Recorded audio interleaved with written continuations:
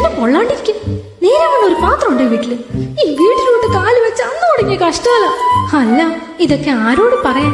ഭർത്താവെന്നും പറഞ്ഞൊരു കോന്തൻ എന്റെ തല കെട്ടി വെച്ച് വന്നിട്ടുണ്ട്. ജോലിക്ക് പോവില്ല, കൂലിക്ക് പോവില്ല, ഇരുട്ടും വരെ കുടിച്ച് മൂന്നുമില്ലാണ്ട് നടക്കണം. മനുഷ്യ ഇടിക്കാനങ്ങോട്ട് എന്താണ് രാവിലെ തന്നെ മനുഷ്യന്റെ ഉറക്കങ്ങളെ നോക്ക്, എന്റെ കൈ പൊള്ളിന്ന്. അത്രേ ഉള്ളോ? അതിനാണ് നീ കൊലവിളി?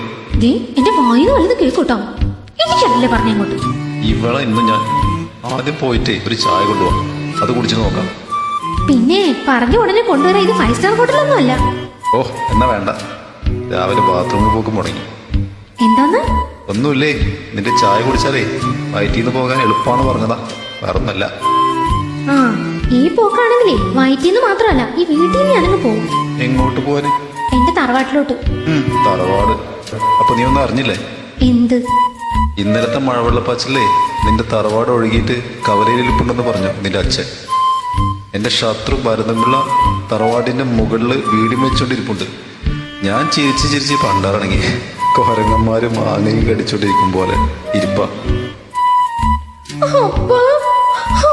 എന്റെ അപ്പൻ മഹാഭാവി, ഒന്നുമില്ലല്ലോ 10 പവന് 10,000 രൂപ എന്നത് കെട്ടിച്ചു വിട്ടല്ലേ. നന്ദിയെങ്കിലും കാണിച്ചിട്ടോട് തനിക്ക്. ഓ പവന്റെ കാര്യമൊന്നും പറയണ്ട. സ്വർണത്തിന്റെ ഒപ്പം ഒരു മുക്കുപണ്ടമായി നിന്നെ കൂടി തന്നില്ലേ, അത് എനിക്കങ്ങനെ കാണുമ്പോ ഇത്ര ചൊറിച്ചില്ല. മനമേ, തങ്കം പോലത്തെ ഒരു സാധനം. നല്ല ചുള്ള പിള്ളേര് പുറകെ നടന്നിട്ട് മൈൻഡ് ചെയ്യാതെ ഈ കച്ചവട കൂടെയാണല്ലോ എന്റെ ജീവിതം. എന്റെ അപ്പനെ കുപ്പി വാങ്ങി കൊടുത്ത് അങ്ങനെ ചാക്കിലാക്കിയല്ലോടോ എന്നെ കെട്ടിയത്. എന്റെ വിധി. അതിനെന്താടി, പൊന്നു പോലെ ഞാൻ നിന്നെ നോക്കുന്നില്ലേ? എന്നെ കൊണ്ടൊന്നും പറയിപ്പിക്കണ്ട. അന്ന് തൊട്ട് ഇന്ന് വരെ നിങ്ങളുടെ കാല് നിലത്തുറച്ചിട്ട് വേണ്ടേ നേരെ നോക്കാൻ? നോക്കാൻ പറ്റിയൊരു സാധനം.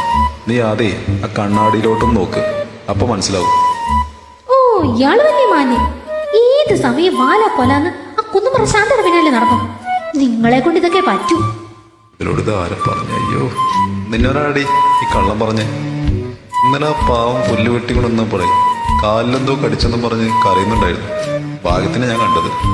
കാലെ ആ കേറിയ മുള്ളെടുത്ത് കൊടുത്തപ്പോ പാവത്തിന് നടക്കാൻ വയ്യ, ഒരു സഹായല്ലേ എന്ന് കരുതിയിട്ട് ഞാൻ എന്റെ തോളിൽ കയറ്റിയത് വീട്ടിലെത്തിച്ചു.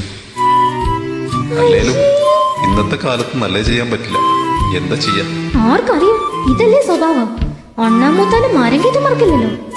എന്തായാലും തങ്കച്ചേട്ടൻ കള്ളം പറയില്ല. ഓഹോ, അപ്പൊ ആ 4 കുടുംബം കലക്കാൻ. ഓഹോ, അപ്പൊ അതിലെന്താ സത്യമുണ്ട്. അല്ലാതെ ഇത്ര പൊള്ളേണ്ട കാര്യമില്ല.